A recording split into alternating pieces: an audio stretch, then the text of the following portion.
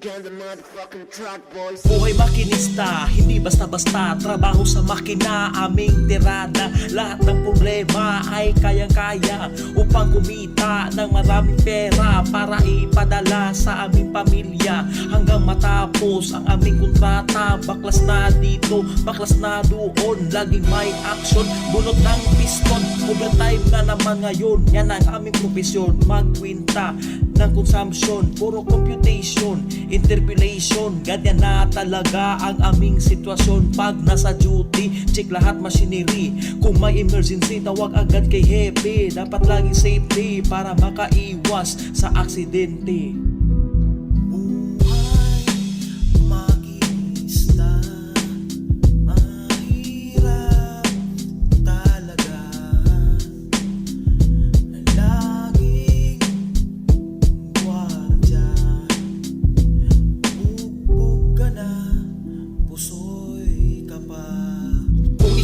Usa ka makinista, has kang inita ang mga singot.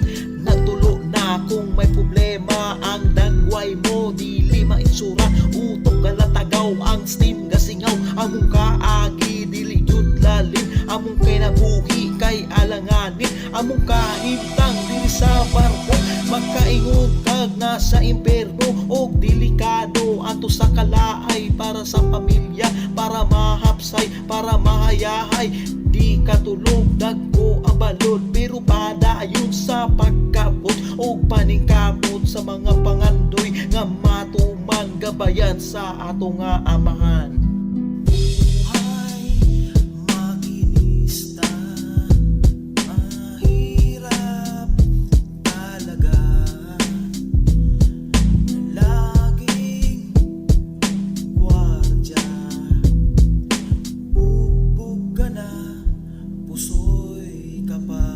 Pagbaba sa makina, ang trabaho nakaredy na. Tanungin si second engineer kung may job order para ma-prepare mga tools at spare. Nandyan na si chief engineer, naka-assist na ang mga oiler. Hindi maiwasan ang pagalitan, walang personalan, trabaho lang dapat sipagan. Banatan na naman sa overhauling, scavenging, tank cleaning at meron pang pangkiring, mag-reading, maraming gagawin. Dapat na sa ayos, lagi trabaho mo para makaiwas sa bulyaso. Bago ka magtrangko, mag-abiso sa karilibo mo.